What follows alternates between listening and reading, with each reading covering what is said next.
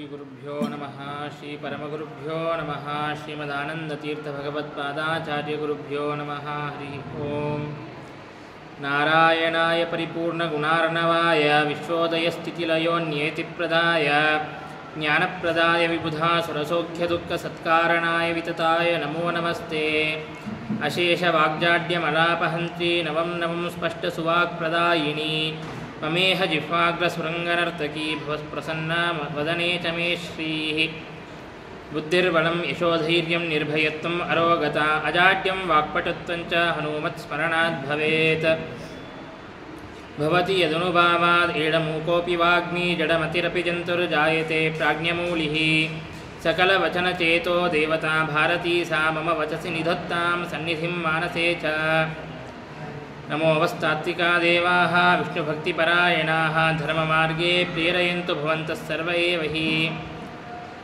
नौमि न्यायसुधादिकृज्जयमुनीन् श्रीपादरात्सन्मणीन् व्यासार्यान् विविधागमाब्धिविहरान् श्रीवादिराजानपि वन्दे हंसवरान् रघुत्तमगुरून् वैदग्ध्यवारां निधीन् श्रीसत्यव्रत राघवेन्द्रमुनिपान् सद्बोधसद्यानपान् सत्याभिघ्नकराब्जोत्थान् पञ्चाशद्वर्षपूजकान् सत्यप्रमोदतीर्थार्यान् नौमि न्यायसुधारतान् बन्धुस्त्वं गुरुरिष्टदैवतमिति त्वत्पादपङ्केरुहं प्राप्तं मां परिपालयेति सततं याचे निबद्धाञ्जलिः चित्तं मद्गुणदोषचिन्तनविधौ नूनं मनाङ्मा कृताः श्रीसत्यात्मगुरो त्वदङ्घ्रियुगलं हित्वा न मे सद्गतिः विद्यापीठविदातारं विद्यावारिधिचन्दिरं विद्यार्थिवत्सलं वन्दे महामहिमसद्गुरुम् आपादमौलिपर्यन्तं गुरूणाम् आकृतिं स्मरेत् तेन विघ्नाः प्रणश्यन्ति सिद्ध्यन्ति च मनोरथाः हरि ओम्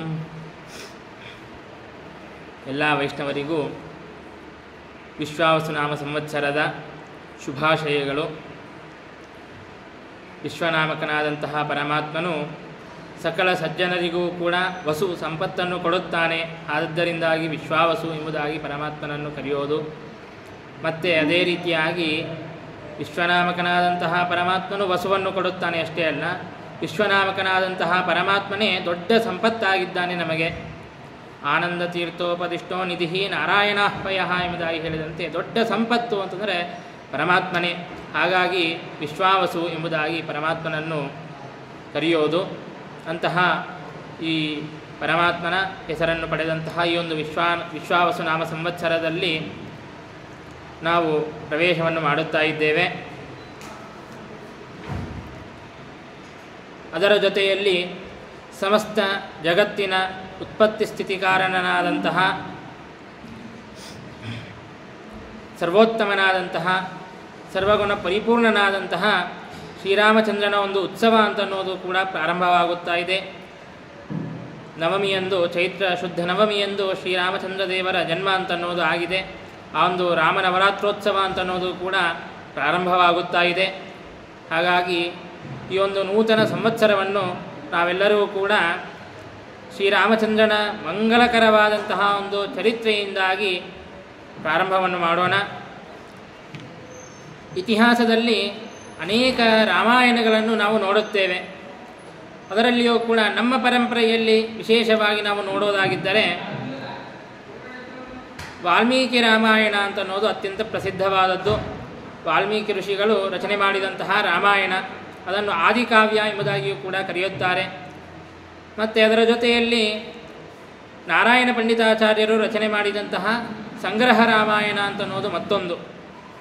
ಆದರೆ ಇದೆಲ್ಲದಕ್ಕಿಂತಲೂ ಕೂಡ ಒಂದು ಶ್ರೇಷ್ಠವಾದದ್ದು ಅಂತಂದರೆ ಮಧ್ವರಾಮಾಯಣ, ಅಂದರೆ ಶ್ರೀಮದ್ ಆಚಾರ್ಯರು ರಚನೆ ಮಾಡಿದಂತಹ ರಾಮಾಯಣ.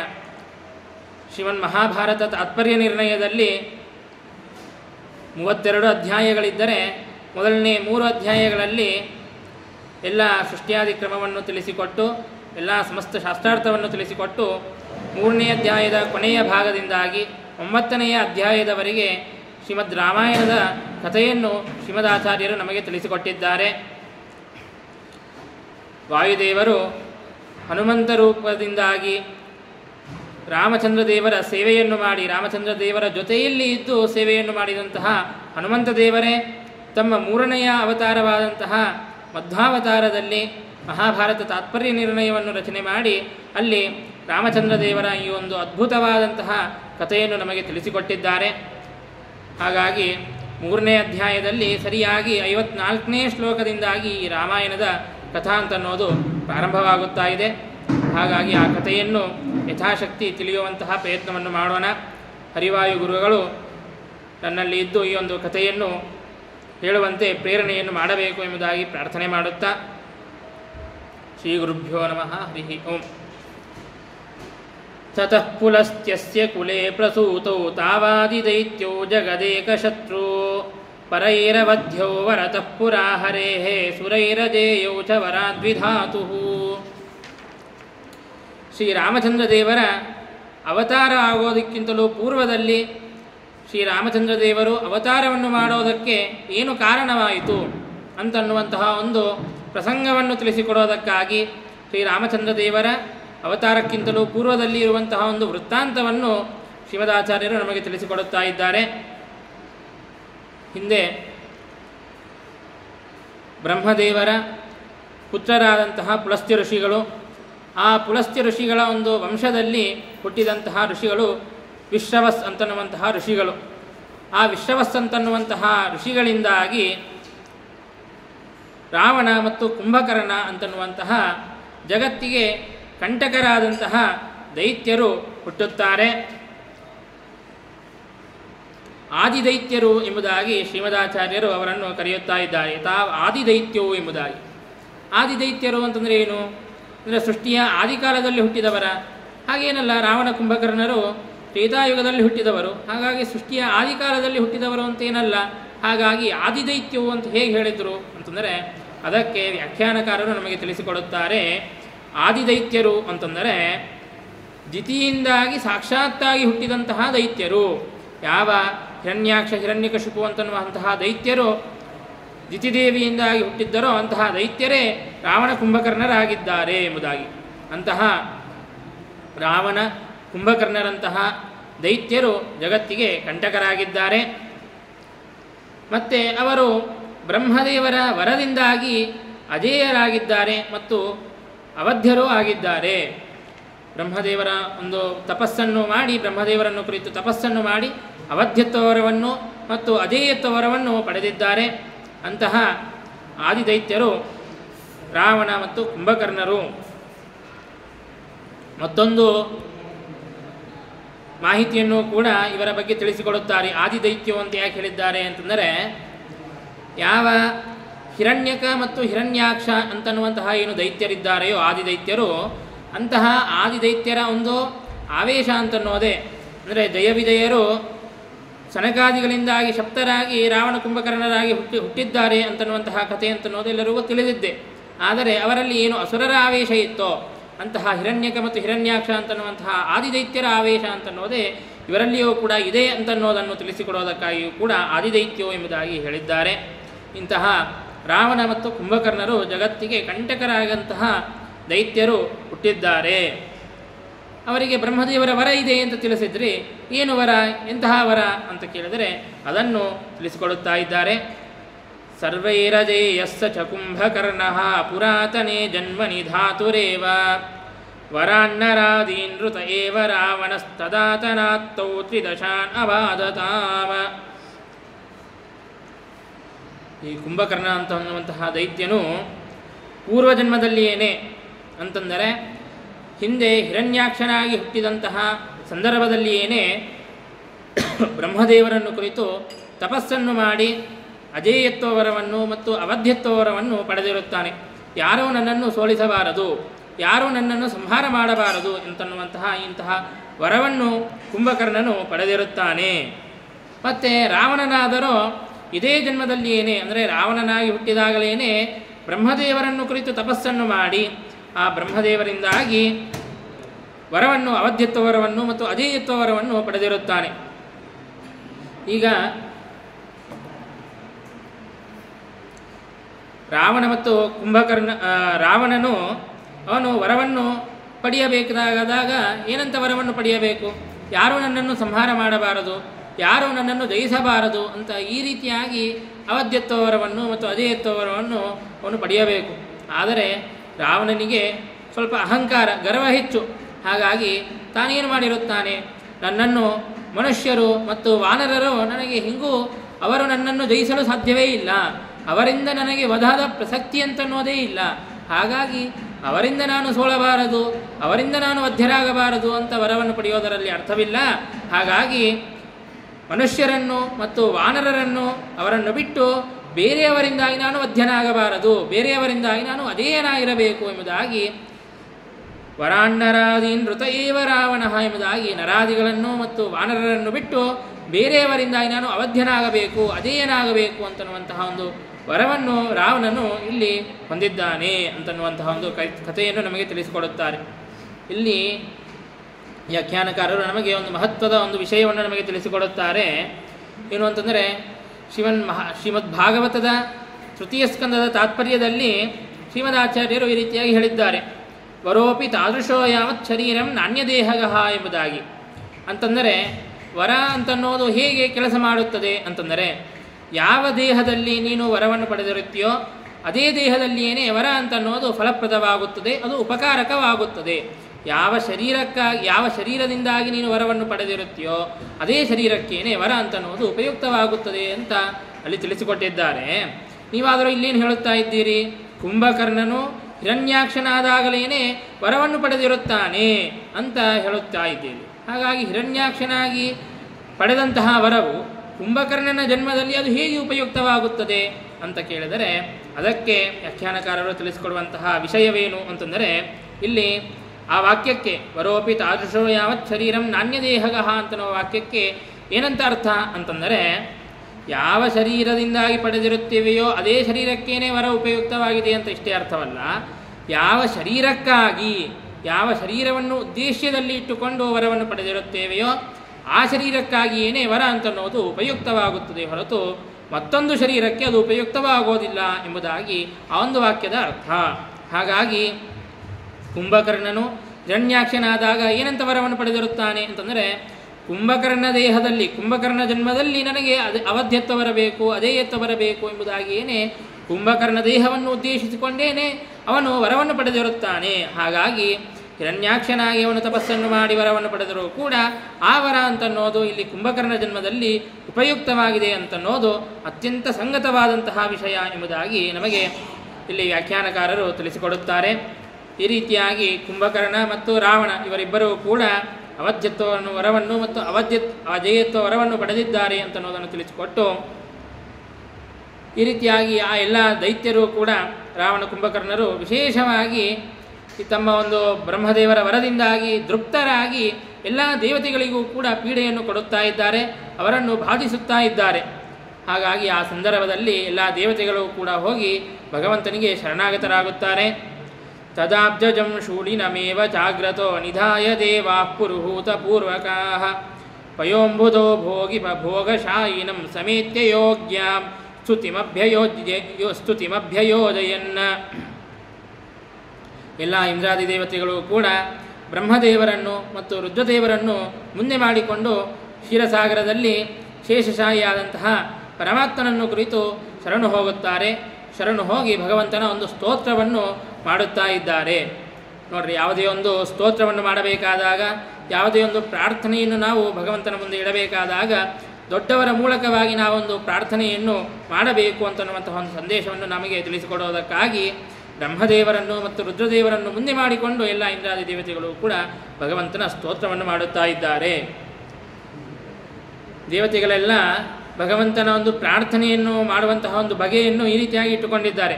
ಯಾವುದೇ ಒಂದು ಸಂದರ್ಭದಲ್ಲಿ ಭಗವಂತನ ಪ್ರಾರ್ಥನೆಯನ್ನು ಮಾಡಬೇಕು ಅಂತಂದರೆ, ತಮಗೆ ಯಾವುದೇ ಒಂದು ಕಷ್ಟ ಬಂದಾಗ ಭಗವಂತನ ಪ್ರಾರ್ಥನೆಯನ್ನು ಮಾಡಬೇಕು ಅಂತಂದರೆ, ಮೊದಲಿಗೆ ಭಗವಂತನ ಒಂದು ಮಹಿಮೆಯನ್ನು ಪ್ರತಿಪಾದನೆಯನ್ನು ಮಾಡಿ, ಭಗವಂತನ ಒಂದು ಮಹಿಮೆಯ ಸ್ತೋತ್ರವನ್ನು ಮಾಡಿ, ಭಗವಂತನ ಉಪಕಾರವನ್ನು ಸ್ಮರಣೆ ಮಾಡಿ, ಹಿಂದೆ ಭಗವಂತ ನೀನು ನಮ್ಮನ್ನು ಈ ರೀತಿಯಾಗಿ ರಕ್ಷಣೆ ಮಾಡಿದ್ದಿ, ಈಗ ಮತ್ತೆ ನಮಗೆ ಒಂದು ಕಷ್ಟ ಅಂತನ್ನೋದು ಬಂದಿದೆ, ಹಾಗಾಗಿ ಆ ಒಂದು ಕಷ್ಟದಿಂದಾಗಿ ನಮ್ಮನ್ನು ರಕ್ಷಿಸು ಅಂತ ಈ ರೀತಿಯಾಗಿ ಪ್ರಾರ್ಥನೆ ಮಾಡುವಂತಹ ಒಂದು ರೀತಿಯನ್ನು, ಒಂದು ನಿಯಮವನ್ನು ದೇವತೆಗಳು ಇಟ್ಟುಕೊಂಡಿದ್ದಾರೆ.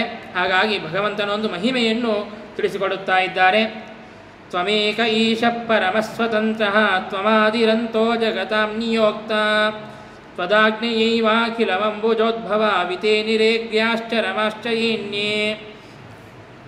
ಭಗವಂತ ನೀನೊಬ್ಬನೇ ಸಮಸ್ತವಾದಂತಹ ಜಗತ್ತಿಗೂ ಕೂಡ ನೀನೊಬ್ಬನೇ ಸ್ವಾಮಿಯಾಗಿದ್ದಿ. ಮಮಸ್ವಾಮಿ ಹರಿರ್ನಿತ್ಯಂ ಸರ್ವಸ್ಯ ಪತಿರೇವಚ ಎಂಬುದಾಗಿ ಹೇಳಿದಂತೆ ಸಮಸ್ತವಾದಂತಹ ಜಗತ್ತಿಗೂ ಕೂಡ ನೀನೊಬ್ಬನೇ ಸ್ವಾಮಿಯಾಗಿದ್ದಿ, ನೀನೊಬ್ಬನೇ ಸ್ವತಂತ್ರನಾಗಿದ್ದಿ, ನೀನೇ ಸಮಸ್ತವಾದಂತಹ ಜಗತ್ತಿನ ಉತ್ಪತ್ತಿಗೆ ಕಾರಣನಾಗಿದ್ದಿ, ಸ್ಥಿತಿಗೆ ಕಾರಣನಾಗಿದ್ದಿ, ಮತ್ತು ಆ ಎಲ್ಲ ಜಗತ್ತಿನ ಸಂಹಾರಕ್ಕೂ ಕೂಡ ನೀನೇ ಕಾರಣನಾಗಿದ್ದಿ ಎಂಬುದಾಗಿ ಈ ರೀತಿಯಾಗಿ ಭಗವಂತನ ಸ್ತೋತ್ರವನ್ನು ಮಾಡುತ್ತಾ ಇದ್ದಾರೆ. ಭಗವಂತ ಒಬ್ಬನೇ ಸಮಸ್ತವಾದಂತಹ ಜಗತ್ತಿನ ಉತ್ಪತ್ತಿಯಾದಿಗಳನ್ನು ಮಾಡುತ್ತಾನೆ ಅಂತ ಹೇಳುತ್ತಾ ಇದ್ದೀರಿ.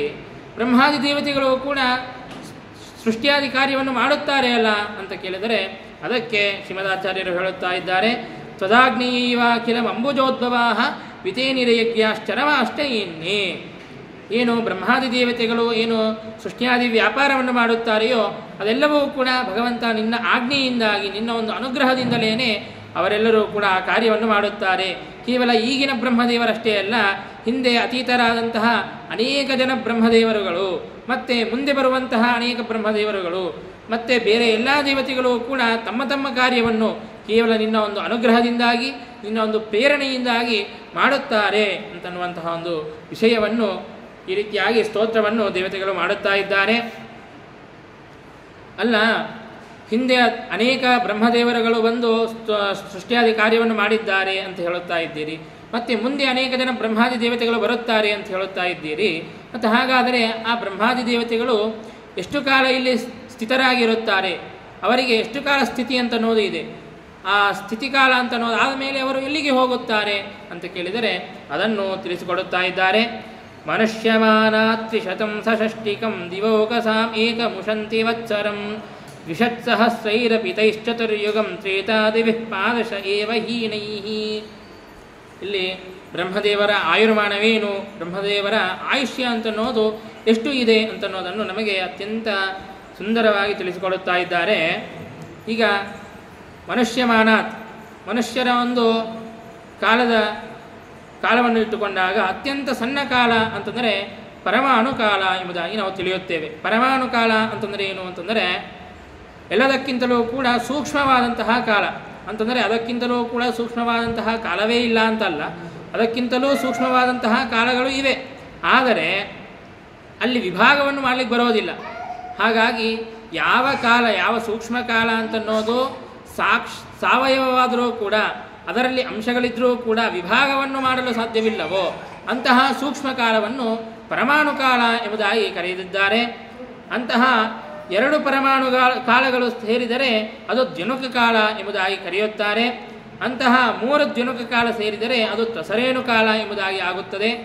ಅಂತಹ ಮೂರು ತ್ರಸರೇಣು ಕಾಲಗಳು ಸೇರಿದರೆ ಅದು ತ್ರುಟಿ ಎಂಬುದಾಗಿ ಕರೆಯುತ್ತಾರೆ. ಅಂತಹ ಮೂರು ತ್ರುಟಿಗಳು ಸೇರಿದರೆ ವೇದ ಅಂತನ್ನುವಂತಹ ಒಂದು ಕಾಲ ಅಂತನ್ನೋದು ಹುಟ್ಟುತ್ತದೆ. ಅಂತಹ ಮೂರು ವೇದ ಅಂತನ್ನುವಂತಹ ಕಾಲಗಳಿಂದಾಗಿ ಲವ ಅಂತನ್ನೋದು ಹುಟ್ಟುತ್ತದೆ. ಅಂತಹ ಮೂರು ಲವಗಳು ಸೇರಿದರೆ ಅದು ನಿಮೇಷ ಅಂತ ಆಗುತ್ತದೆ. ಅಂತಹ ಮೂರು ನಿಮೇಷಗಳು ಸೇರಿದರೆ ಅದು ಕ್ಷಣ ಅಂತ ಆಗುತ್ತದೆ. ಅಂತಹ 5 ಕ್ಷಣಗಳು ಸೇರಿದರೆ ಕಾಷ್ಠ ಅಂತನ್ನುವಂತಹ ಕಾಲ ಅಂತನ್ನೋದು ಬರುತ್ತದೆ. ಅಂತಹ 15 ಕಾಷ್ಠಗಳು ಸೇರಿದರೆ ಲಘು ಅಂತನ್ನುವಂತಹ ಕಾಲ ಅಂತನ್ನೋದು ಬರುತ್ತದೆ. ಅಂತಹ ಮತ್ತೆ 15 ಲಘುಗಳು ಸೇರಿದರೆ ಒಂದು ಘಟಿಕ ಅಂತನ್ನೋದು ಹುಟ್ಟುತ್ತದೆ. ಒಂದು ಘಟಿಕ ಅಂತಂದರೆ 24 ನಿಮಿಷ.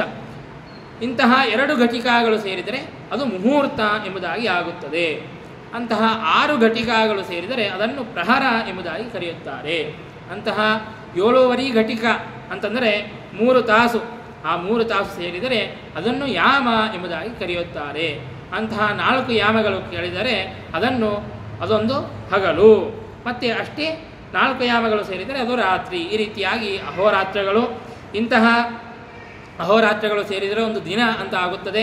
ಅಂತಹ 15 ದಿನಗಳು ಸೇರಿದರೆ ಅದು ಶುಕ್ಲಪಕ್ಷ ಅಂತ ಆಗುತ್ತದೆ.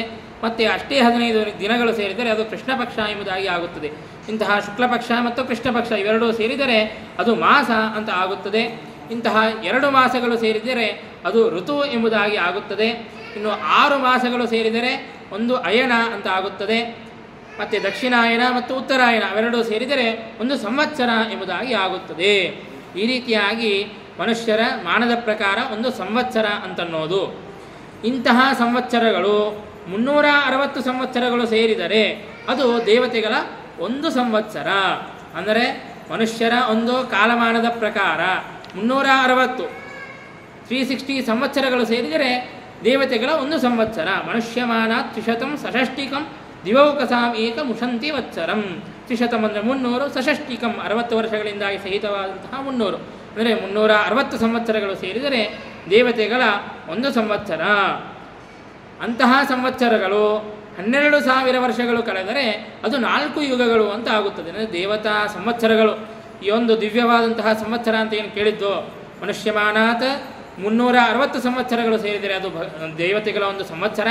ಅಂತಹ 1200 ಸಂವತ್ಸರಗಳು ಸೇರಿದರೆ ದ್ವಿಷತ್ಸಹಸ್ರೈರಪಿ ತೈಶ್ಚತುರ್ಯುಗಂ 1200 ಸಂವತ್ಸರಗಳು ಸೇರಿದರೆ ಅದು 4 ಯುಗಗಳು. ಕೃತ, ತ್ರೇತ, ದ್ವಾಪರ, ಕಲಿ ಎಂಬುದಾಗಿ 4 ಯುಗಗಳು ಆಗುತ್ತವೆ ಅಂತ ಈ ರೀತಿಯಾಗಿ ತಿಳಿಸಿಕೊಡುತ್ತಾ ಇದ್ದಾರೆ. ಮತ್ತು ಕೃತ, ತ್ರೇತ, ದ್ವಾಪರ, ಕಲಿ ಯುಗಗಳು 1200 ಸಂವತ್ಸರಗಳು ಸೇರಿದರೆ ಅದು ಅಷ್ಟು ಅಂತ ಹೇಳಿದರೆ ಒಂದೊಂದು ಯುಗದ ಪರಿಮಾಣವೆಷ್ಟು ಅಂತ ಕೇಳಿದರೆ ಅದಕ್ಕೆ ಶ್ರೀಮದಾಚಾರ್ಯರು ಹೇಳಿದಂತಹ ವಚನ ಚೇತಾದಿವಿ ಪಾದಶ ಏವ ಹೀನೈಹಿ ಎಂಬುದಾಗಿ. ಅಂತಂದರೆ ಕೃತಯುಗಕ್ಕಿಂತಲೂ ತ್ರೇತಾಯುಗ ಅಂತನ್ನೋದು 25% ಪಾದಭಾಗ ಅಂತನ್ನೋದು ಕಡಿಮೆ ಆಗಿರುತ್ತದೆ. ಮತ್ತು ತ್ರೇತಾಯುಗಕ್ಕಿಂತಲೂ ಕೂಡ ದ್ವಾಪರ ಯುಗ ಅಂತನ್ನೋದು ಮತ್ತು ಪಾದಭಾಗ ಅಂತನ್ನೋದು, ಅಂತಂದರೆ ತ್ರೇತಾಯುಗದ ಪಾದಭಾಗ ಅಲ್ಲ, ಏನು ಕೃತಯುಗದ ಪಾದಭಾಗ ಅಂತನ್ನೋದು ಕಡಿಮೆಯಾಗಿ ಕೃತಯುಗಾಪೇಕ್ಷೆಯ ಪಾದಭಾಗ ಅಂತನ್ನೋದು ಕಡಿಮೆ ಆಗುತ್ತದೆ ಎಂಬುದಾಗಿ. ಈ ರೀತಿಯಾಗಿ ಪಾದಶೈವ ಹೀನೈಹಿ ಒಂದೊಂದು ಯುಗದ ಪರಿಮಾಣ ಎಂಬುದಾಗಿ ನಾವು ತಿಳಿಯಬೇಕು. ಅಂತಂದರೆ ಹೇಗೆ ಅದರ ಒಂದು ಲೆಕ್ಕ ಅಂತನ್ನೋದು ಬರುತ್ತದೆ ಅಂತಂದರೆ ನಾವು ಈ ರೀತಿಯಾಗಿ ತಿಳಿಯಬಹುದು. 4,000 ಸಂವತ್ಸರಗಳು ಸೇರಿದರೆ 12,000 ಸಂವತ್ಸರಗಳು ಸೇರಿದರೆ ಅದು 4 ಯುಗಗಳು ಅಂತ ತಿಳಿದ್ವಿ. ಅದರಲ್ಲಿ 4,000 ಸಂವತ್ಸರಗಳು ಸೇರಿದರೆ ಅದು ಕೃತಯುಗ, ಮತ್ತು 3,000 ಸಂವತ್ಸರಗಳು ಸೇರಿದರೆ ಅದು ತ್ರೇತಾಯುಗ, ಮತ್ತು 2,000 ಸಂವತ್ಸರಗಳು ಸೇರಿದರೆ ಅದು ದ್ವಾಪರ ಯುಗ, ಮತ್ತು 1,000 ಸಂವತ್ಸರಗಳು ಸೇರಿದರೆ ಅದು ಕಲಿಯುಗ ಎಂಬುದಾಗಿ. ಅಂತಂದರೆ ಒಟ್ಟು ಎಷ್ಟಾಯಿತು? 10,000 ಆಯಿತು. ಇನ್ನು 2,000 ಉಳಿತಲ್ಲ ಅಂತ ಕೇಳಿದರೆ ಅದಕ್ಕೆ ಮತ್ತೆ ಸಂಧಿಕಾಲ ಅಂತಂದರೆ ಕೃತ ಮತ್ತು ತ್ರೇತಾಯುಗದ ಸಂಧಿಕಾಲ 800 ವರ್ಷ, ಮತ್ತು ತ್ರೇತ ಮತ್ತು ದ್ವಾಪರ ಯುಗಗಳ ಸಂಧಿಕಾಲ 600, ಮತ್ತು ತ್ರೇತ ಮತ್ತು ದ್ವಾಪರ ಯುಗಗಳ ಸಂವತ್ಸರ ಅದು 600, ಮುಂದೆ ಮತ್ತೆ 400. ಈ ರೀತಿಯಾಗಿ ಈ ಎಲ್ಲ ಸಂಧಿಕಾಲವನ್ನು ಸೇರಿಸಿದಾಗ 12,000 ಸಂವತ್ಸರಗಳು ಅಂತನ್ನೋದು ಕಳೆಯುತ್ತದೆ ಎಂಬುದಾಗಿ. ಏನು ಅದೇ ಈಗ ಕೃತ ಮತ್ತು ದ್ವಾಪರ ಯುಗಗಳ ಮಧ್ಯದಲ್ಲಿ ಏನು ಕಾಲ ಅಂತ ಅನ್ನೋದರ್ಥ ಆ ಒಂದು ಸಂಧಿಕಾಲ, ಈ ವಿಧವಾದಂತಹ ಸಂಧಿಕಾಲ ಇವೆಲ್ಲವನ್ನು ಕೂಡ ಸೇರಿಸಿದರೆ 12,000 ಸಂವತ್ಸರ ಅಂತನ್ನೋದು ನಮಗೆ ಬರುತ್ತದೆ ಎಂಬುದಾಗಿ. ಇವತ್ತು ನಾವು ಪಂಚಾಂಗ ಶ್ರವಣವನ್ನು ಮಾಡುವವರಿದ್ದೇವೆ. ಅದರಲ್ಲಿ ಎಲ್ಲ ಕೃತಯುಗಾದಿಗಳ ಪ್ರಮಾಣವನ್ನು ನಮಗೆ ತಿಳಿಸಿಕೊಡುತ್ತಾರೆ. ಅಲ್ಲಿ ನಾವು ನೋಡಿದಾಗ ಅಂತಂದರೆ 360 ಸಂವತ್ಸರಗಳು ನಮ್ಮದು ಸೇರಿದರೆ ಅದು ದೇವತಾ ಸಂವತ್ಸರದ ಪ್ರಕಾರ 1 ಸಂವತ್ಸರ ಅಂತ ತಿಳಿದ್ವಿ. ಅಂತಂದರೆ ಈಗ ಕೃತಯುಗದ ಪರಿಮಾಣ ಅಂತನ್ನೋದೆಷ್ಟು? 4,000 ಸಂವತ್ಸರ ಪ್ಲಸ್ 800 ಅಂತ ತಿಳಿದ್ವಿ. ಅಂದರೆ 4,800 ಇಂಟು 360 ಮಾಡಿದರೆ ಕೃತಯುಗದ ಪರಿಮಾಣ ಅಂತನ್ನೋದು ನಮ್ಮ ಮನುಷ್ಯಮಾನದ ಪ್ರಕಾರ ಅಂತನ್ನೋದು ನಾವು ತಿಳಿಯಲು ಸಾಧ್ಯವಿದೆ. ಇಂತಹ ಒಂದು ದಿವ್ಯವಾದಂತಹ ಸಂವತ್ಸರಗಳು ಸೇರಿದರೆ 4 ಯುಗಗಳು ಆಗುತ್ತವೆ. ಮುಂದೆ ಏನು ಅಂತ ಕೇಳಿದರೆ ಅದಕ್ಕೆ ಹೇಳುತ್ತಾ ಇದ್ದಾರೆ, ಸಹಸ್ರವೃತ್ತಂ ತದಹಸ್ವಯಂಭುವೋ ನಿಶಾಚ ತನ್ಮಾನಮಿತಂ ಶರಚ್ಚತಂ ತ್ವದಾಗ್ನೇಯ ಸ್ವಾನ್ ಅನುಭೂಯ ಭೋಗಾನ್ ಉಪೈತಿ ಸೋಪಿ ತ್ವರಿತಂ ತದಂತಿಕಂ. ಇಂತಹ ಏನು 4 ಯುಗಗಳು ಅಂತ ಏನು ತಿಳಿದ್ವೋ ಇಂತಹ ಚತುರ್ಯುಗಗಳು, ಇಂತಹ ಮಹಾಯುಗ ಅಂತನ್ನೋದು 1000 ಮಹಾಯುಗಗಳು ಕಳೆದರೆ ಅದು ಬ್ರಹ್ಮದೇವರ ಒಂದು ಹಗಲು, ಮತ್ತು ಅಷ್ಟೇ 1000 ಮಹಾಯುಗಗಳು ಕಳೆದರೆ ಅದು ಬ್ರಹ್ಮದೇವರ ರಾತ್ರಿ ಎಂಬುದಾಗಿ ಆಗುತ್ತದೆ. ಇಂತಹ ಬ್ರಹ್ಮದೇವರ ಒಂದು ದಿನ ಅಂತನ್ನೋದು 1000 ಮಹಾಯುಗಗಳು ಹಗಲು ಮತ್ತು 1000 ಮಹಾಯುಗಗಳು ರಾತ್ರಿ. ಇಂತಹ 2,000 ಮಹಾಯುಗಗಳು ಸೇರಿದರೆ ಬ್ರಹ್ಮದೇವರ ಒಂದು ದಿನವಾಗುತ್ತದೆ. ಇಂತಹ ಒಂದು ಬ್ರಹ್ಮದೇವರು 100 ವರ್ಷಗಳು ಕಳೆದರೆ ಆ ಒಂದು ಬ್ರಹ್ಮದೇವರ 100 ವರ್ಷಗಳ ಏನು ಆಯುಷ್ಯವಿದೆಯೋ ಅದನ್ನು ಪರ ಎಂಬುದಾಗಿ ಕರೆದಿದ್ದಾರೆ. ಇಂತಹ ಮಹಾ ಆಯುಷ್ಯವುಳ್ಳಂತಹ ದೀರ್ಘವಾದಂತಹ ಆಯುಷ್ಯವುಳ್ಳಂತಹ ಬ್ರಹ್ಮದೇವರು ಕೂಡ ಕೇವಲ ಭಗವಂತನ ಆಜ್ಞೆಯಿಂದಾಗಿ ತಮ್ಮ ಎಲ್ಲ ಭೋಗಗಳನ್ನು ಕೂಡ ಸಂಸಾರದಲ್ಲಿ ಅನುಭವಿಸಿ ಆ ಎಲ್ಲ ತಮ್ಮ ಕಾಲಮಾನ ಅಂತನ್ನೋದು ಮುಗಿದ ಮೇಲೆ ಮತ್ತೆ ಭಗವಂತನನ್ನು ಹೊಂದುತ್ತಾರೆ. ಅಂತಂದರೆ ಇಂತಹ ಮಹಾ ಆಯುಷ್ಯವುಳ್ಳಂತಹ ದೀರ್ಘವಾದಂತಹ ಆಯುಷ್ಯವುಳ್ಳಂತಹ ಬ್ರಹ್ಮದೇವರಿಗೂ ಕೂಡ ಭಗವಂತನ ಒಂದು ಆಜ್ಞೆಯನ್ನು ಮೀರಲು ಸಾಧ್ಯವಿಲ್ಲ. ಅಂತಹ ಮಹಾಪರಾಕ್ರಮವುಳ್ಳವನಾಗಿದ್ದಿ, ಮಹಾ ಸಾಮರ್ಥ್ಯವುಳ್ಳವನಾಗಿದ್ದಿ ಭಗವಂತ ಎಂಬುದಾಗಿ ಈ ರೀತಿಯಾಗಿ ಸ್ತೋತ್ರವನ್ನು ಮಾಡುತ್ತಾ ಇದ್ದಾರೆ. ತ್ವಯಾ ಪುರಾ ಕರ್ಣಪುಟಾದ್ವಿನಿರ್ಮಿತೋ ಮಹಾಸುರೌ ತೌ ಮಧುಕೈಟಭಾಕ್ಯೋ ಪ್ರಭಂಜನಾವೇಶವಶಾತ್ವದಾಜ್ಞೆಯ ಬಲೋದ್ಧತಾ ವಾಶು ಜಲೇಭ್ಯ ವರ್ಧತ. ಈ ರೀತಿಯಾಗಿ ಪರಮಾತ್ಮನ ಒಂದು ಸಾಮರ್ಥ್ಯವನ್ನು ಹೇಳಿ, ಪರಮಾತ್ಮ ನೀನು ನಮಗೆ ಹಿಂದೆಯೂ ಕೂಡ ನಮಗೆ ಉಪಕಾರವನ್ನು ಮಾಡಿದ್ದಿ, ಹಿಂದೆಯೂ ಕೂಡ ದೈತ್ಯರಿಂದಾಗಿ ನಮಗೆ ಪೀಡೆ ಅಂತನ್ನೋದು ಉಂಟಾದಾಗ, ಬಾಧೆ ಅಂತನ್ನೋದು ಉಂಟಾದಾಗ ನೀನು ನಮ್ಮನ್ನು ರಕ್ಷಣೆ ಮಾಡಿದ್ದಿ ಅಂತನ್ನುವಂತಹ ಒಂದು ಸ್ತೋತ್ರವನ್ನು ಮಾಡುತ್ತಾ ಇದ್ದಾರೆ ಎಲ್ಲ ದೇವತೆಗಳು ಕೂಡ. ಹಿಂದೆ ಪರಮಾತ್ಮನ ಒಂದು ಕಿವಿಗಳಿಂದಾಗಿ ಮಧು ಮತ್ತು ಕೈಟಭ ಅಂತನ್ನುವಂತಹ ಇಬ್ಬರು ದೈತ್ಯರು ಮಹಾ ಅಸುರರು ಹುಟ್ಟಿದ್ದಾರೆ. ಅವರಲ್ಲಿ ಭಗವಂತನ ಆಜ್ಞೆಯಿಂದಾಗಿ ವಾಯುದೇವರ ಒಂದು ಆವೇಶ ಅಂತನ್ನೋದು ಕೂಡ ಇದೆ. ಹಾಗಾಗಿ ಆ ವಾಯುದೇವರ ಆವೇಶದಿಂದಾಗಿ ಅತ್ಯಂತ ಬಲಶಾಲಿಗಳಾಗಿದ್ದಾರೆ. ಬಲಶಾಲಿಗಳಾಗಿ ಪ್ರಳಯ ಕಾಲದ ಜಲದಲ್ಲಿ ದೊಡ್ಡ ದೇಹವನ್ನು ಪಡೆದು ಅತ್ಯಂತ ದೀರ್ಘವಾದಂತಹ ಆಕಾರವನ್ನು ಪಡೆದು ನಿಂತಿದ್ದಾರೆ. ತ್ವದಾಜ್ಞೆಯ ಬ್ರಹ್ಮವರಾದವಧ್ಯೋ ಚಿಕ್ರೀಡಿಶಾ ಸಂಭವಯ ಮುಖೋದ್ಗತಾನ್ ಸ್ವಯಂಭುವೋ ವೇದಗಣಾನ್ ಅಹರ್ಷತಾಂ ತದಾ ಭವಸ್ತುಂ ಹಯಶೀರ್ಷ ಈಶ್ವರಃ. ಕೇವಲ ವಾಯುದೇವರ ಆವೇಶವಿದೆ ಅಷ್ಟೇ ಅಲ್ಲ, ಅದರ ಜೊತೆಗೆ ಬ್ರಹ್ಮದೇವರ ವರವೂ ಕೂಡ ಇದೆ. ಆ ಬ್ರಹ್ಮದೇವರ ವರವೂ ಕೂಡ ಪರಮಾತ್ಮನ ಒಂದು ಆಜ್ಞೆಯಿಂದಲೇ ಬ್ರಹ್ಮದೇವರು ವರವನ್ನು ಕೊಟ್ಟಿದ್ದಾರೆ. ಅಲ್ಲ, ಅಸುರರು ಅವರಿಗೆ ಬಲವನ್ನು ಕೊಡೋದಕ್ಕಾಗಿ ಪರಮಾತ್ಮ ಯಾಕೆ ಆಜ್ಞೆಯನ್ನು ಮಾಡುತ್ತಾನೆ, ಅವರಿಗೆ ವರವನ್ನು ಕೊಡ್ರಿ, ಮತ್ತು ಅವರ ಅಲ್ಲಿ ನೀನು ಆವಿಷ್ಟನಾಗಿ ಇರುವಂಥ ವಾಯುದೇವರಿಗೆ ಯಾಕೆ ಆದೇಶವನ್ನು ಮಾಡುತ್ತಾನೆ ಪರಮಾತ್ಮ ಅಂತಂದರೆ ಅದಕ್ಕೆ ಹೇಳುತ್ತಾ ಇದ್ದಾರೆ, ಚಿಕ್ರೀಡಿಶಾ ಸಂಭವಯ. ಪರಮಾತ್ಮನು ಅವರಿಂದಾಗಿ ಕ್ರೀಡೆಯನ್ನು ಮಾಡಬೇಕು ಅಂತನ್ನುವಂತಹ ಒಂದು ಅಪೇಕ್ಷೆಯಿಂದಾಗಿ, ಒಂದು ಇಚ್ಛೆಯಿಂದಾಗಿ ಭಗವಂತ ಈ ರೀತಿಯಾಗಿ ಆಜ್ಞೆಯನ್ನು ಮಾಡಿ ವಾಯುದೇವರ ಒಂದು ಆವೇಶ ವಿಶೇಷವನ್ನು ಅವರಲ್ಲಿ ತಂದುಕೊಟ್ಟಿದ್ದಾನೆ. ಮತ್ತು ಬ್ರಹ್ಮದೇವರ ಒಂದು ವರವನ್ನು ಕೂಡ ಕೊಡಿಸಿದ್ದಾನೆ. ಈ ರೀತಿಯಾಗಿ ಬ್ರಹ್ಮದೇವರ ವರದಿಂದಾಗಿ ಅವಧ್ಯರಾದಂತಹ ಮಧು ಮತ್ತು ಕೈಟಭ ಅಂತನ್ನುವಂತಹ ದೈತ್ಯರು ಅವರು ಬ್ರಹ್ಮದೇವರ ಒಂದು ಮುಖದಿಂದಾಗಿ ಹೊರಗೆ ಬಂದಿರುವಂತಹ ವೇದಗಳನ್ನು ಅಪಹಾರ ಮಾಡಿಕೊಂಡು ಹೋಗುತ್ತಾರೆ. ಅಂದರೆ ವೇದಗಳನ್ನು ಅಂತಂದರೆ ವೇದದ ಅವಾಂತರ ಅಭಿಮಾನಿ ದೇವತೆಗಳನ್ನು ಅವರು ಅಪಹಾರ ಮಾಡಿಕೊಂಡು ಹೋಗುತ್ತಾರೆ ಅಂತ. ಇಲ್ಲಿ ನಾವು ತಿಳಿಯಬೇಕಾದಂತಹ ಒಂದು ಮಹತ್ವದ ವಿಷಯ ಅಂತನ್ನೋದು ಏನಿದೆ ಅಂತಂದರೆ, ಇಲ್ಲಿ ಶ್ರೀಮದಾಚಾರ್ಯರು ನಮಗೇನು ತಿಳಿಸಿಕೊಟ್ಟಿದ್ದಾರೆ, ಈ ಮಧು ಮತ್ತು ಕೈಟಭ ಅಂತನ್ನುವಂತಹ ದೈತ್ಯರು ಪರಮಾತ್ಮನ ಕರ್ಣಪುಟಗಳಿಂದಾಗಿ ಅಂದರೆ ಕಿವಿಗಳಿಂದಾಗಿ ಹುಟ್ಟಿದ್ದಾರೆ ಅಂತನ್ನುವಂತಹ ಒಂದು ವಿಷಯವನ್ನು ಇಲ್ಲಿ ತಿಳಿಸಿಕೊಟ್ಟಿದ್ದಾರೆ. ಆದರೆ ನಮಗೆ ಮತ್ತೊಂದು ಪುರಾಣದಲ್ಲಿ, ಮಾರ್ಕಂಡೇಯ ಪುರಾಣದಲ್ಲಿ ಏನಂತ ಹೇಳಿದ್ದಾರೆ ಅಂದರೆ, ಕರ್ಣಮಲಾತ್ ಎಂಬುದಾಗಿ ಕಿವಿಗಳಲ್ಲಿ ಇರುವಂತಹ ಹೊಳಸಿನಿಂದಾಗಿ ಮಧುಕೈಟಭರು ಹುಟ್ಟಿದ್ದಾರೆ ಅಂತನ್ನುವಂತಹದ್ದನ್ನು ತಿಳಿಸಿಕೊಟ್ಟಿದ್ದಾರೆ. ಮತ್ತು ಪಂಚರಾತ್ರ, ಹಯಶೀರ್ಷ ಪಂಚರಾತ್ರ ಎಂಬುದಾಗಿ ಹಯಗ್ರೀವ ದೇವರು ರಚನೆ ಮಾಡಿದಂತಹ ಪಂಚರಾತ್ರ ಆಗಮ, ಆ ಪಂಚರಾತ್ರ ಆಗಮದಲ್ಲಿ ಏನು ಹೇಳಿದ್ದಾರೆ ಅಂತಂದರೆ, ಕಿವಿಯಲ್ಲಿ ಇರುವಂತಹ ಬಿಂದುವಿನಿಂದಾಗಿ, ಜಲಬಿಂದುವಿನಿಂದಾಗಿ ಮಧುಕೈಟಭರು ಹುಟ್ಟಿದ್ದಾರೆ ಅಂತ ಹೇಳಿದ್ದಾರೆ. ಅಂದರೆ ಇವೆಲ್ಲದಕ್ಕೂ ಕೂಡ ವಿರೋಧ ಬಂತಲ್ಲ, ಕಿವಿಗಳಿಂದಾಗಿ ಹುಟ್ಟಿದ್ರು ಅಂತ ಇಲ್ಲಿ ಶ್ರೀಮದಾಚಾರ್ಯರು ಹೇಳಿದ್ದಾರೆ. ಅಲ್ಲಿ ಮಾರ್ಕಂಡೇಯ ಪುರಾಣದಲ್ಲಿ ಮತ್ತು ಪಂಚರಾತ್ರದಲ್ಲಾದರೂ ಕರ್ಣದ ಮಲದಿಂದಾಗಿ ಹುಟ್ಟಿದ್ದಾರೆ ಅಂತ ಒಂದು ಕಡೆ, ಮತ್ತು ಕರ್ಣದಲ್ಲಿರುವಂತಹ ಬೆವರಿನಿಂದಾಗಿ ಹುಟ್ಟಿದ್ದಾರೆ ಅಂತ ಮತ್ತೊಂದು ಕಡೆ. ಹಾಗಾಗಿ ಇದನ್ನು ಏಕವಾಕ್ಯದಲ್ಲಿ ಹೇಗೆ ಕೂಡಿಸಬೇಕು ಅಂತಂದರೆ ವ್ಯಾಖ್ಯಾನಕಾರರು ನಮಗೆ ತಿಳಿಸಿಕೊಡುತ್ತಾರೆ. ಏನು ಅಂತಂದರೆ, ಈ ಮೂರಕ್ಕೂ ಕೂಡ ವಿರೋಧ ಇಲ್ಲ, ಏಕವಾಕ್ಯತ್ವ ಅಂತನ್ನೋದು ಸಂಭವಿಸುತ್ತದೆ. ಹೇಗೆ ಅಂತಂದರೆ, ಇಲ್ಲಿ ಕರ್ಣಪುಟಾತ್ ಅಂತ ಹೇಳಿದ್ದಾರೆ, ಅಲ್ಲಿ ಕರ್ಣಮಲದಿಂದಾಗಿ ಅಂತ ಹೇಳಿದ್ದಾರೆ, ಮತ್ತೊಂದು ಕಡೆ ಕರ್ಣದಲ್ಲಿರುವಂತಹ ಬೆವರಿನಿಂದಾಗಿ ಅಂತ ಹೇಳಿದ್ದಾರೆ. ಅಂತಂದರೆ ನಾವು ಹೇಗೆ ಅರ್ಥವನ್ನು ಮಾಡಬೇಕು ಅಂತಂದರೆ, ಕರ್ಣದಲ್ಲಿರುವಂತಹ ಕರ್ಣಗಳಿಂದಾಗಿ ಅಂದರೆ ಕರ್ಣ ಸಂಬಂಧಿಯಾದಂತಹ ಏನು ಮಲ ಅಂತಂದರೆ ಬೆವರಿನ ರೂಪದಲ್ಲಿರುವಂತಹ ಏನು ಮಲವಿದೆಯೋ ಆ ಮಲದಿಂದಾಗಿ ಮಧು ಮತ್ತು ಕೈಟಭ ಅಂತನ್ನುವಂತಹ ದೈತ್ಯರು ಹುಟ್ಟಿದ್ದಾರೆ ಅಂತನ್ನುವಂತಹ ಒಂದು ಸಂಗತಿಯನ್ನು ನಮಗೆ ತಿಳಿಸಿಕೊಡುತ್ತಾರೆ. ಅಂತಹ ದೈತ್ಯರು ಬ್ರಹ್ಮದೇವರ ವರದಿಂದಾಗಿ ಅವಧ್ಯರಾಗಿದ್ದಾರೆ. ಆ ಎಲ್ಲ ವೇದಗಳನ್ನು ಕೂಡ ಅಪಹಾರವನ್ನು ಮಾಡಿಕೊಂಡು ಹೋಗಿದ್ದಾರೆ.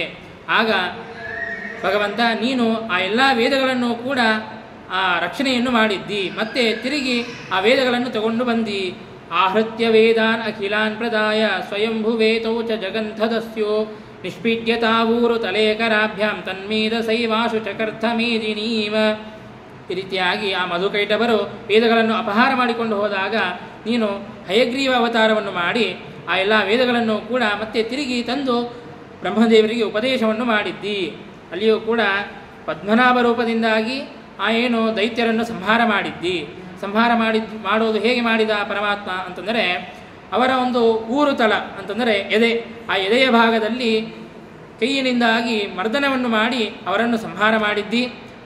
ಅವರನ್ನು ಊರುವಿನಿಂದಾಗಿ ಸಂಹಾರ ಮಾಡಿದಾಗ, ಊರು ತಳದಲ್ಲಿ ಹೊಡೆದು ಸಂಹಾರ ಮಾಡಿದಾಗ ಅಲ್ಲಿ ಆ ಮೇಧಸ್ಸು ಅಂತನ್ನೋದೇನು ಬರುತ್ತದೆಯೋ, ಮೇಧಸ್ಸು ಅಂತಂದರೆ ರಕ್ತ ಹಾಗೂ ಮಜ್ಜ ಅಂತನ್ನುವಂತಹ ಏನೋ ಧಾತು ವಿಶೇಷಗಳಿವೆಯೋ ಅದರ ಮಧ್ಯದಲ್ಲಿರುವಂತಹ ಭಾಗ, ಅದನ್ನು ಮೇಧಸ್ಸು ಎಂಬುದಾಗಿ ನಾವು ತಿಳಿಯುತ್ತೇವೆ. ಅಂತಂದರೆ ಫ್ಯಾಟ್ ಅಂತ ನಾವು ತಿಳಿಯಬಹುದು.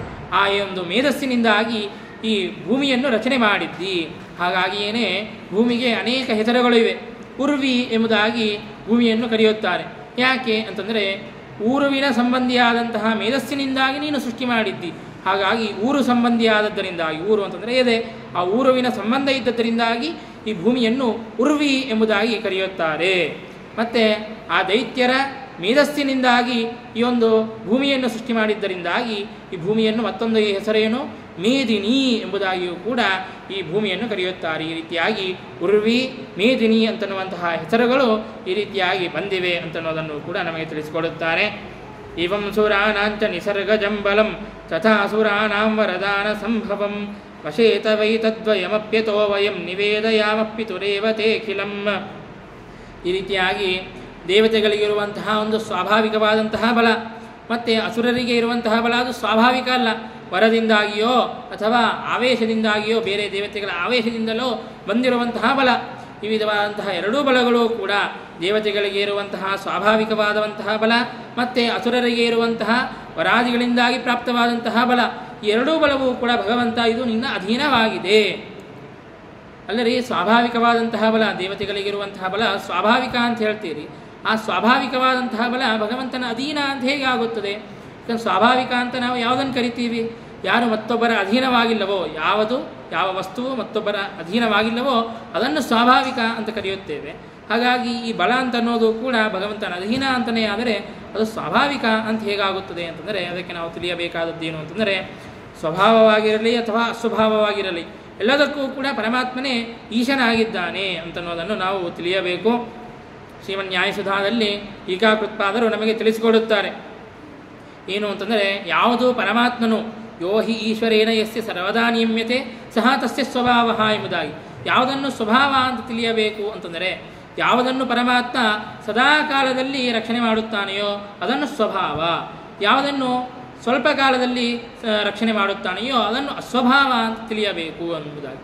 ಮತ್ತು ಭಾಗವತಾದಿಗಳಲ್ಲೂ ಕೂಡ ಅನೇಕ ಪುರಾಣ ವಚನಗಳಿಂದಾಗಿ ನಾವು ತಿಳಿಯುತ್ತೇವೆ. ದ್ರವ್ಯಂ ಕರ್ಮಚ ಕಾಲಶ್ಚ ಸ್ವಭಾವೋ ಜೀವ ಏವಚ ಯದನುಗ್ರಹತಸ್ಸಂತಿ ನಸಂತಿ ಯದೋಪೇಕ್ಷೆಯ. ಹಾಗಾಗಿ ಸ್ವಭಾವವು ಕೂಡ ಪರಮಾತ್ಮನ ಅಧೀನವೇ ಆಗಿದೆ. ಅಂತಹ ದೇವತೆಗಳ ಸ್ವಾಭಾವಿಕವಾದಂತಹ ಬಲ ಮತ್ತು ಅಸುರರ ಒಂದು ವರಾದಿಗಳಿಂದಾಗಿ ಪ್ರಾಪ್ತವಾದಂತಹ ಬಲ, ಈ ಎರಡೂ ಬಲವೂ ಕೂಡ ಭಗವಂತ ಇದು ನಿನ್ನ ಅಧೀನವಾಗಿದೆ.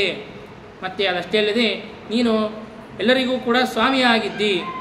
ಸ್ವಾಮಿಯಾದದ್ದಷ್ಟೇ ಅಲ್ಲ, ನಿವೇದಯಾಮ ಪಿತುರೇವತೆ ಕಿಲಂ, ತಂದೆಯು ಯಾವ ರೀತಿಯಾಗಿ ತನ್ನ ಮಕ್ಕಳ ಮೇಲೆ ಅವನು ವಾತ್ಸಲ್ಯವನ್ನು ಮಾಡಬೇಕೋ ಹಾಗೆ ನೀನು ನಿನ್ನ ಭಕ್ತರನ್ನು ವಾತ್ಸಲ್ಯದಿಂದಾಗಿ ನೋಡಿಕೊಳ್ಳುತ್ತಿ. ಸಂವತ್ಸರ ಎಂಬುದಾಗಿ, ಇವತ್ತು ಸಂವತ್ಸರದ ಆದಿದಿನ ಸಂವತ್ಸರ ಎಂಬುದಾಗಿ ಪರಮಾತ್ಮನನ್ನು ಕರೆಯುತ್ತಾರೆ. ಯಾಕೆ ಅಂತಂದರೆ ಸಮ್ಯಕ್ ವತ್ಸಾನ್ ರಮಯತಿ, ತನ್ನ ಮಕ್ಕಳನ್ನು ಅಂತಂದರೆ ಭಕ್ತರನ್ನು ಚೆನ್ನಾಗಿ ಸಂತೋಷಪಡಿಸುತ್ತಾನೆ. ಹಾಗಾಗಿ ಪರಮಾತ್ಮನಿಗೆ ಸಂವತ್ಸರ ಎಂಬುದಾಗಿ ಹೆಸರು ಅಂತ ಅನ್ನೋದು ಇದೆ ಎಂಬುದಾಗಿ ನಾವು ತಿಳಿಯುತ್ತೇವೆ. ಈ ರೀತಿಯಾಗಿ ನಮ್ಮೆಲ್ಲರಿಗೂ ಕೂಡ ತಂದೆಯಾಗಿದ್ದಿ, ನಮ್ಮೆಲ್ಲರನ್ನೂ ಕೂಡ ಅತ್ಯಂತ ವಾತ್ಸಲ್ಯದಿಂದಾಗಿ ನಮ್ಮನ್ನು ನೋಡಿಕೊಳ್ಳುತ್ತಿ. ಹಾಗಾಗಿ ಎಲ್ಲವನ್ನು ಕೂಡ ನಿನಗೆ ನಿವೇದನೆಯನ್ನು ಮಾಡಿಕೊಳ್ಳುತ್ತಾ ಇದ್ದೇವೆ. ಹಾಗಾಗಿ ನಿನ್ನ ಒಂದು ಸಾಮರ್ಥ್ಯದ ಸ್ತೋತ್ರವನ್ನು ಮಾಡಿ ಮುಂದೆ ಏನು ಮಾಡಬೇಕು ಅಂತನ್ನುವಂತಹ ಒಂದು ಪ್ರಾರ್ಥನೆಯನ್ನು ಮಾಡುತ್ತಾ ಇದ್ದೇವೆ ಎಂಬುದಾಗಿ ಈ ರೀತಿಯಾಗಿ ದೇವತೆಗಳೆಲ್ಲರೂ ಕೂಡ ಹೇಳುತ್ತಾ ಇದ್ದಾರೆ. ಈ ರೀತಿಯಾಗಿ ಭಗವಂತನ ಒಂದು ಸಾಮರ್ಥ್ಯವನ್ನು ಸ್ತೋತ್ರವನ್ನು ಮಾಡಿ ಈಗ ಪ್ರಕೃತ ಯಾಕೆ ಈ ಎಲ್ಲ ಸ್ತೋತ್ರವನ್ನು ಮಾಡಿದ್ದಾರೆ ಅಂತನ್ನೋದನ್ನು ಈಗ ಹೇಳುತ್ತಾ ಇದ್ದಾರೆ. ಇಮೋಚ ರಕ್ಷೋಧಿಪತಿವರೋದ್ಧತೌ ದಹಿಸ್ವ ವೀರ್ಯೇನ ನೃಷು ಪ್ರಭೂತಃ ಇತೀರಿತೆ ತೈರಖಿಲೇಶ್ವರೈಃ ಬಭೂವ ರಾಮೋ ಜಗತೀಪತಿ ಪ್ರಭುಃ. ಈ ರೀತಿಯಾಗಿ ಪ್ರಕೃತದಲ್ಲಿ ರಾವಣ ಮತ್ತು ಕುಂಭಕರ್ಣರಂತಹ ಏನು ದೈತ್ಯರಿದ್ದಾರೆಯೋ ಅವರು ಬ್ರಹ್ಮದೇವರ ವರದಿಂದಾಗಿ ಅವಧ್ಯತ್ವವನ್ನು ಪಡೆದು ಅತ್ಯಂತ ತೃಪ್ತರಾಗಿ ಎಲ್ಲರಿಗೂ ಕೂಡ ಪೀಡೆಯನ್ನು ಕೊಡುತ್ತಾ ಇದ್ದಾರೆ, ಎಲ್ಲರಿಗೂ ಕೂಡ ಬಾಧೆಯನ್ನು ಉಂಟು ಮಾಡುತ್ತಾ ಇದ್ದಾರೆ.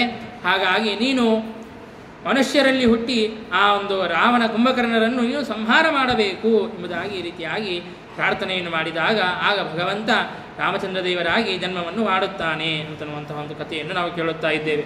ಇಲ್ಲಿ ನಾವು ಹಿಂದೆ ಕೇಳಿದ್ದೆ, ರಾವಣ ವರವನ್ನು ಕೇಳಬೇಕಾದಾಗ ಏನಂತ ವರವನ್ನು ಪಡೆದಿದ್ದ? ನರರು ಹಾಗೂ ವಾನರರು ಇವರನ್ನು ಬಿಟ್ಟು ಬೇರೆಯವರಿಂದಾಗಿ ನಾನು ಮಧ್ಯನಾಗಬಾರದು ಅಂತ ಈ ರೀತಿಯಾಗಿ ವರವನ್ನು ಪಡೆದಿದ್ದ. ಹಾಗಾಗಿ ಬ್ರಹ್ಮದೇವರ ಒಂದು ವರಕ್ಕೂ ಕೂಡ ಗೌರವವನ್ನು ಸಲ್ಲಿಸೋಣ ಅಂತನ್ನುವಂಥ ಒಂದು ಅಭಿಪ್ರಾಯದಿಂದಾಗಿ ರಾಮಚಂದ್ರ ದೇವರು ನರನಾಗಿಯೇನೇ ಅವತಾರವನ್ನು, ಮನುಷ್ಯ ಜಾತಿಯಲ್ಲಿಯೇ ಅವತಾರವನ್ನು ಮಾಡುತ್ತಾನೆ ಶ್ರೀರಾಮಚಂದ್ರ. ಅಂದರೆ ಬೇರೆ ಜಾತಿಯಲ್ಲಿ ಹುಟ್ಟಿದರೂ ಕೂಡ ಶ್ರೀರಾಮಚಂದ್ರನಿಗೆ ಸಂಹಾರ ಮಾಡುವಂತಹ ಒಂದು ಶಕ್ತಿ ಸಾಮರ್ಥ್ಯಗಳು ಭಗವಂತನಿಗೆ ಇದೆ. ಹಾಗಿದ್ರೂ ಕೂಡ ಒಂದು ಭಗವಂತನ ಒಂದು ಬ್ರಹ್ಮದೇವರ ವರಕ್ಕೂ ಕೂಡ ಸ್ವಲ್ಪ ಗೌರವವನ್ನು ಸಲ್ಲಿಸೋಣ ಅಂತನ್ನುವಂಥ ಒಂದು ಅಭಿಪ್ರಾಯದಿಂದಾಗಿ ಈ ರೀತಿಯಾಗಿ ಮನುಷ್ಯ ಜಾತಿಯಲ್ಲಿ ಭಗವಂತ ರಾಮನಾಗಿ ಅವತಾರವನ್ನು ಮಾಡಿದ್ದಾನೆ. ಎಲ್ಲಿ ಅವತಾರ ಮಾಡಿದ ಭಗವಂತ, ಯಾರ ಮನೆಯಲ್ಲಿ ಅವತಾರ ಮಾಡಿದ ಅಂತಂದರೆ ಅದಕ್ಕೆ ನಮಗೆ ತಿಳಿಸಿಕೊಡುತ್ತಾ ಇದ್ದಾರೆ. ಸಕಶ್ಯಪಸ್ಯಾದಿತಿ ಗರ್ಭಜನ್ಮನೋ ವಿವಸ್ವತಸ್ತಂತು ಭವಸ್ಯ ಭೂಭೃತಃ ಗೃಹೇ ದಶಸ್ಯಂದನನಾಮಿನೋ ಭೂತ್ ಕೌಸಲ್ಯಕಾ ನಾಮ್ನಿ ತದರ್ಥಿತೇಷ್ಟಃ ಎಂಬುದಾಗಿ. ಶ್ರೀರಾಮಚಂದ್ರ ಸೂರ್ಯವಂಶದಲ್ಲಿ ಅವತಾರವನ್ನು ಮಾಡಿದ್ದಾನೆ. ಕಶ್ಯಪ ಋಷಿಗಳಿಗೆ ಅದಿತಿಯಲ್ಲಿ ಹುಟ್ಟಿದಂತಹ ಯಾವ ಸೂರ್ಯನಿದ್ದಾನೆಯೋ ಅಂತಹ ಸೂರ್ಯನ ವಂಶದಲ್ಲಿ ವಿವಸ್ವತಸ್ತಂತು ಭವಸ್ಯ ಭೂಭೃತಃ, ಆ ಸೂರ್ಯವಂಶದಲ್ಲಿ ಬಂದಂತಹ ರಾಜ ದಶರಥ ಅಂತನ್ನುವಂತಹ ರಾಜ. ಆ ದಶರಥ ರಾಜನ ಒಂದು ಮನೆಯಲ್ಲಿ ಆ ದಶರಥ ರಾಜನ ಹೆಂಡತಿಯಾದಂತಹ ಕೌಸಲ್ಯಲ್ಲಿ ಭಗವಂತ ರಾಮನಾಗಿ ಅವತಾರವನ್ನು ಮಾಡಿದ್ದಾನೆ. ದಶರಥ ಮಹಾರಾಜ ಪುತ್ರಕಾಮೇಷ್ಟಿ ಯಾಗವನ್ನು ಮಾಡಿದಾಗ ಆ ಒಂದು ಯಾಗದಿಂದಾಗಿ ಪ್ರಸನ್ನನಾದಂತಹ ಪರಮಾತ್ಮ ದಶರಥನಿಂದಾಗಿ ಕೌಸಲ್ಯಲ್ಲಿ ಹುಟ್ಟಿದ್ದಾನೆ.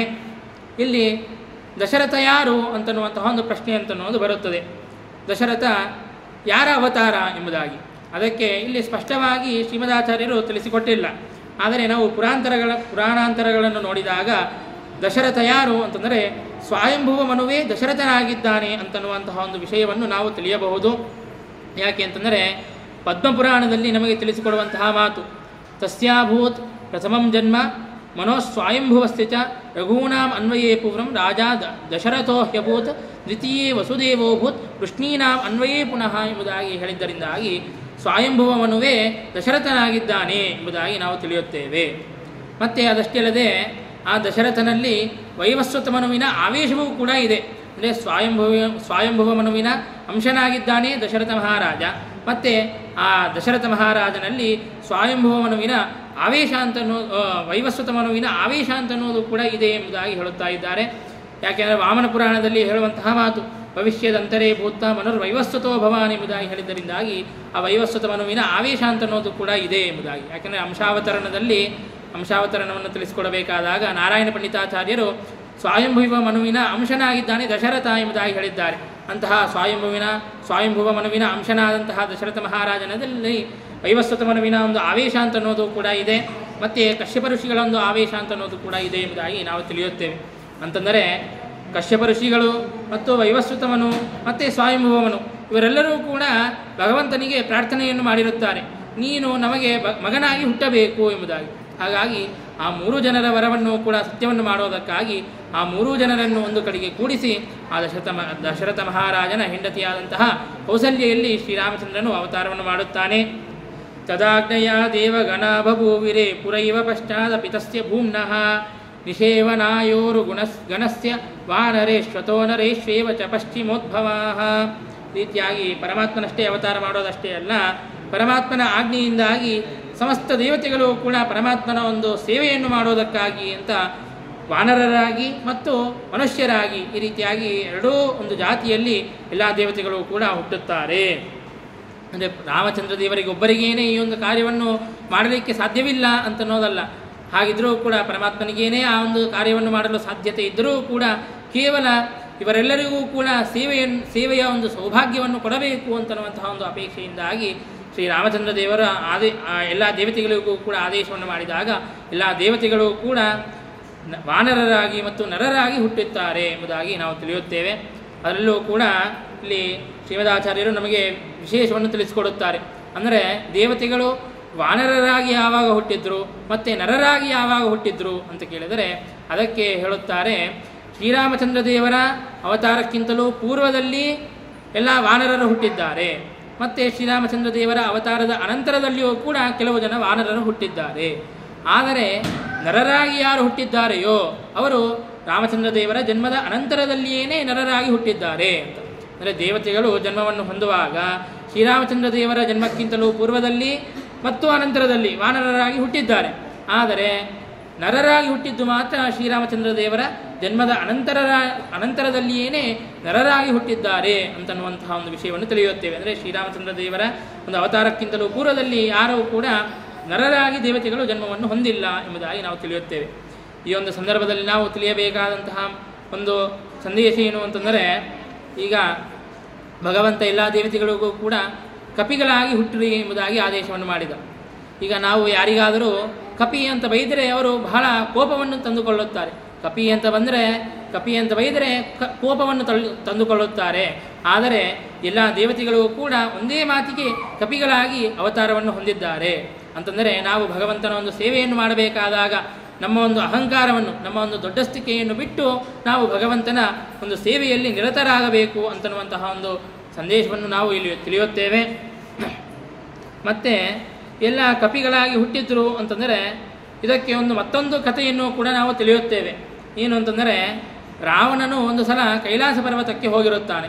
ಅಲ್ಲಿ ಕೈಲಾಸ ಪರ್ವತಕ್ಕೆ ಹೋದಾಗ ನಂದೀಶ್ವರನನ್ನು ನೋಡಿ ಆ ನಂದೀಶ್ವರನಿಗೆ ಈ ರೀತಿಯಾಗಿ ಅಪಹಾಸವನ್ನು ಮಾಡುತ್ತಾನೆ.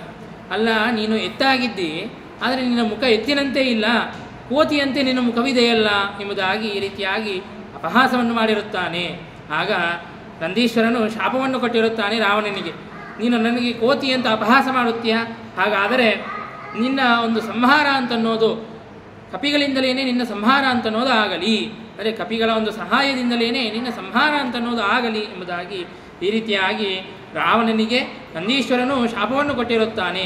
ಹಾಗಾಗಿಯೂ ಕೂಡ ಎಲ್ಲ ದೇವತೆಗಳು ಕೂಡ ಕಪಿಗಳಾಗಿ ಅವತಾರವನ್ನು ಮಾಡಿ ಎಲ್ಲ ಆ ರಾವಣನ ಸಂಹಾರ ಅಂತನ್ನುವಂತಹ ಕಾರ್ಯದಲ್ಲಿ ವಿಶಿಷ್ಟವಾದಂತಹ ಸೇವೆಯನ್ನು ಮಾಡುತ್ತಾರೆ ಎಂಬುದಾಗಿ ನಾವು ತಿಳಿಯುತ್ತೇವೆ. ಅಲ್ಲಿ ಅನೇಕ ದೇವತೆಗಳ ಒಂದು ಉತ್ಪತ್ತಿ ಕ್ರಮವನ್ನು, ಅವರು ಯಾರ್ಯಾರಾಗಿ ಅವತಾರವನ್ನು ಮಾಡಿದ್ರು ಅಂತನ್ನುವಂತಹ ಒಂದು ವಿಷಯವನ್ನು ನಮಗೆ ಇಲ್ಲಿ ತಿಳಿಸಿಕೊಡುತ್ತಾ ಇದ್ದಾರೆ.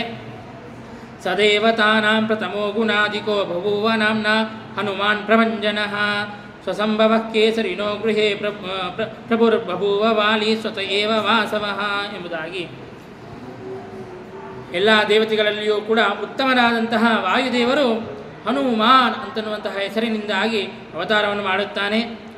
ಅಲ್ಲಿ ಹನುಮಾನ್ ಅಂತನ್ನುವಂತಹ ಹೆಸರಿಗೆ ನಾವು ವಿಶೇಷವಾಗಿ ಮಧ್ವವಿಜಯದಲ್ಲಿ ಮತ್ತು ವಾಯುಸ್ಥಿತಿ ಇತ್ಯಾದಿ ಅನೇಕ ಗ್ರಂಥಗಳಲ್ಲಿ ನಾವು ಅರ್ಥವನ್ನು ತಿಳಿಯುತ್ತೇವೆ. ಹನುಮಾನ್ ಅಂತಂದರೆ, ಹನು ಅಂತಂದರೆ ಜ್ಞಾನ ಅಷ್ಟೇ ಅಲ್ಲ, ಜ್ಞಾನಾದಿ ಸಮಸ್ತ ಗುಣಗಳು, ಆ ಎಲ್ಲ ಗುಣಗಳನ್ನು ಕೂಡ ಪಡೆದದ್ದರಿಂದಾಗಿ ಹನುಮಾನ್ ಅಂತನ್ನುವಂತಹ ಹೆಸರು ಅಂತನ್ನೋದು ವಾಯುದೇವರಿಗೆ ಬಂದಿದೆ. ಯೇ ಗುಣಾನಾಮ ಜಗತ್ ಪ್ರಸಿದ್ಧಾ ಯಂತೇಷು ತೇಷಸ್ವ ನಿದರ್ಶಯಂತಿ ಸಾಕ್ಷಾನ್ ಮಹಾಭಾಗವತ ಪ್ರಭಂ ಶ್ರೀಮಂತಮೇನಂ ಹನುಮಂತವಾಹು ಎಂಬುದಾಗಿ ಹೇಳಿದಂತೆ ಈ ರೀತಿಯಾಗಿ ವಾಯುದೇವರು ಹನುಮಂತನಾಗಿ ಅವತಾರವನ್ನು ಮಾಡಿದ್ದಾರೆ. ಕೇಸರಿ ಅಂತನ್ನುವಂತಹ ಕಪಿಯಿಂದಾಗಿ ಅಂಜನಾದೇವಿಯಲ್ಲಿ ಅವತಾರವನ್ನು ಮಾಡಿದ್ದಾರೆ. ಅಂಜನಾದೇವಿಯು 12 ವರ್ಷಗಳ ಕಾಲ ತಪಸ್ಸನ್ನು ಮಾಡಿದಾಗ ಆ ಒಂದು ಹಣ್ಣಿನಲ್ಲಿ ವೀರ್ಯವನ್ನು ತುಂಬಿ ವಾಯುದೇವರು ಕೊಟ್ಟಾಗ ಆ ಹಣ್ಣನ್ನು ಭಕ್ಷಣೆ ಮಾಡಿದಾಗ ಅಂಜನಾದೇವಿಯು ಈ ಹನುಮಂತ ಅಂತನ್ನುವಂತಹ ಒಂದು ಕಪಿಯನ್ನು ಪ್ರಸವಿಸುತ್ತಾಳೆ ಅಂತನ್ನುವಂತಹ ಒಂದು ಕಥೆಯನ್ನು ನಾವು ವಿಶ್ವೋತ್ತರ ಪುರಾಣದಲ್ಲಿ ನಾವು ತಿಳಿಯುತ್ತೇವೆ. ಈ ರೀತಿಯಾಗಿ ಹನುಮಂತ ದೇವರಾಗಿ ವಾಯುದೇವರು ಹುಟ್ಟಿದ್ದಾರೆ. ಮತ್ತು ಇಂದ್ರನು ವಾಲಿಯಾಗಿ ಹುಟ್ಟಿದ್ದಾನೆ ಅಂತನ್ನುವಂತಹ ಒಂದು ಕಥೆಯನ್ನು ಕೂಡ ನಾವು ತಿಳಿಯುತ್ತೇವೆ. ವೃಕ್ಷ ಅಂತನ್ನುವಂತಹ ಒಬ್ಬ ಕಪಿ, ಆ ವೃಕ್ಷ ಅಂತನ್ನುವಂತಹ ಕಪಿಯಲ್ಲಿ ಆ ವೃಕ್ಷ ಅಂತನ್ನುವಂತಹ ಕಪಿಗೆ ವಿರಜಾ ಎಂಬುದಾಗಿ ಹೆಂಡತಿ, ಆ ವೃಕ್ಷ ಅಂತನ್ನುವಂತಹ ಕಪಿಯಿಂದಾಗಿ ವಿರಜಾ ಅಂತನ್ನುವಂತಹ ಹೆಂಡತಿಯಲ್ಲಿ ಇಂದ್ರದೇವರು ವಾಲಿ ಅಂತನ್ನುವಂತಹ ಒಂದು ರೂಪದಿಂದಾಗಿ ಅವತಾರವನ್ನು ಮಾಡುತ್ತಾರೆ. ಈ ರೀತಿಯಾಗಿ ವಾಲಿಯ ಅವತಾರವನ್ನು ಹೇಳಿ ಇನ್ನು ಸುಗ್ರೀವನ ಅವತಾರವನ್ನು ನಮಗೆ ತಿಳಿಸಿಕೊಡುತ್ತಾ ಇದ್ದಾರೆ. ಸುಗ್ರೀವ ಆಸೀತ್ ಪರಮೇಷ್ಠಿ ತೇಜಸ ಯುತೋ ರವಿಸ್ವಾತ್ಮತ ಏವ ಜಾಂಬವಾನ್ ಏವ ಪೂರ್ವಂ ಪರಮೇಷ್ಠಿ ವಕ್ಷಸಸ್ತ್ವಗುದ್ಭವೋ ಧರ್ಮ ಇಹಾಸ್ಯತೋ ಭವತ್ ಎಂಬುದಾಗಿ ಸೂರ್ಯನೇ ಸುಗ್ರೀವನಾಗಿ ಅವತಾರವನ್ನು ಮಾಡುತ್ತಾನೆ. ಅಂದರೆ ಹಿಂದೆ ಯಾವ ವೃಕ್ಷನಿಂದಾಗಿ ವಿರಜಾ ಅಂತನ್ನುವಂತಹ ಹೆಂಡತಿಯಲ್ಲಿ ವಾಲಿಯು ಹುಟ್ಟಿದ್ದಾನೆಯೋ ಅದೇ ವೃಕ್ಷ ಅಂತನ್ನುವಂತಹ ಕಪಿಯಿಂದಾಗಿ ವಿರಜಾ ಅಂತನ್ನುವಂತಹ ಹೆಂಡತಿಯಲ್ಲಿ ಸುಗ್ರೀವನು ಸೂರ್ಯನಿಂದಾಗಿ ಹುಟ್ಟುತ್ತಾನೆ. ಸೂರ್ಯನ ಒಂದು ಅನುಗ್ರಹದಿಂದಾಗಿ ಸುಗ್ರೀವನು ಹುಟ್ಟುತ್ತಾನೆ. ಆ ಒಂದು ಸುಗ್ರೀವನಲ್ಲಿ ಬ್ರಹ್ಮದೇವರ ಒಂದು ವಿಶೇಷವಾದಂತಹ ಆವೇಶ ಅಂತನ್ನೋದು ಕೂಡ ಇತ್ತು. ಮತ್ತು ಇಲ್ಲಿ ಈ ದೇವತೆಗಳ ಒಂದು ಉತ್ಪತ್ತಿ ಇದೇನು ಅವತಾರ ಇದೆ, ಇದೇ ಮೊದಲನೇ ಬಾರಿ ಹುಟ್ಟಿದ್ದು ಅಲ್ಲ ಎಂಬುದಾಗಿ ಶ್ರೀಮದಾಚಾರ್ಯರು ಇವರ ಪೂರ್ವ ಒಂದು ಜನ್ಮಗಳನ್ನು ಕೂಡ ತಿಳಿಸಿಕೊಡುತ್ತಾ ಇದ್ದಾರೆ. ಅಂತಂದರೆ ಸೂರ್ಯನು ಹಿಂದೆ ಪರಮೇಷ್ಠಿ ವಕ್ಷಸ್ತ್ವಗುದ್ಭವೋ ಧರ್ಮ ಇಹಾಸ್ಯತೋ ಭವತ್ ಎಂಬುದಾಗಿ, ಅಂತಂದರೆ ಬ್ರಹ್ಮದೇವರ ಒಂದು ವಕ್ಷಸ್ಥಳದಿಂದಾಗಿ ಹಿಂದೆ ಈ ಸೂರ್ಯನು ಹುಟ್ಟಿದ್ದಾನೆ ಅಂತನ್ನುವಂತಹ ಒಂದು ವಿಷಯವನ್ನು ನಮಗೆ ತಿಳಿಸಿಕೊಡುತ್ತಾರೆ. ಇನ್ನು ಅನೇಕ ಜನ ದೇವತೆಗಳು ಯಾವ ಯಾವ ಒಂದು ರೂಪದಿಂದಾಗಿ ಯಾವ ಒಂದು ಕಪಿಗಳಾಗಿ ಹುಟ್ಟಿದ್ದಾರೆ ಮತ್ತು ಯಾವ ನರರ ರೂಪದಿಂದಾಗಿ ಹುಟ್ಟಿದ್ದಾರೆ ಅಂತನ್ನುವಂತಹ ವಿಷಯವನ್ನು ಕೂಡ ಇನ್ನೂ ಬಹಳ ವಿಸ್ತಾರವಾಗಿ ನಮಗೆ ಮುಂದೆ ತಿಳಿಸಿಕೊಡುತ್ತಾ ಇದ್ದಾರೆ. ಆ ಒಂದು ಕಥಾಭಾಗವನ್ನು ನಾಳಿನ ದಿನ ತಿಳಿಯೋಣ ಎಂಬುದಾಗಿ ಹೇಳುತ್ತಾ ಭಾರತೀಯರ ಮುಖ್ಯ ಪ್ರಾಣಾಂತರ್ಗತ ಶ್ರೀಕೃಷ್ಣಾರ್ಪಣಮಸ್ತು. ಅನೇನ ಭಾವೇತ್ ಪುಣ್ಯಂ ತದಾಪ್ನೋತು ಗುರುರ್ಮಮ.